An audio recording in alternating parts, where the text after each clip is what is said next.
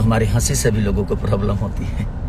ये दुनिया का दस्तूर है, होते हैं तो हमें तकलीफ देने के लिए हज़ारों प्रतिक्रिया शुरू हो जाती है। तो होता है, ज़िंदगी है। जैसे कि बड़ी शिद्दत से मैंने एक सिनेमा की थी जिसका नाम रंग दे बसंती है। बहुत खर्चा किया था हम लोगों ने, बर्फ़ में 18 दिन तक बर्फ़ से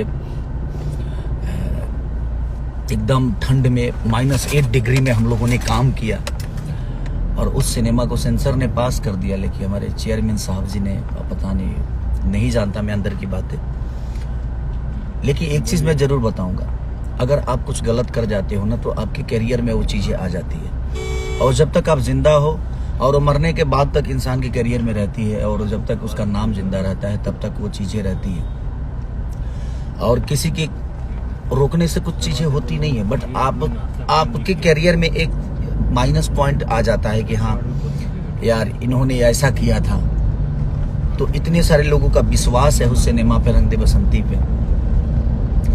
और मैं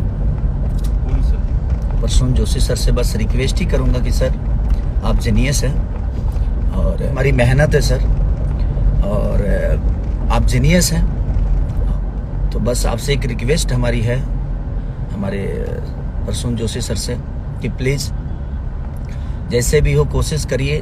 आपके लिए वो बड़ी चीज़ नहीं है, और आप चाहेंगे तो वो चीज़ें होगी।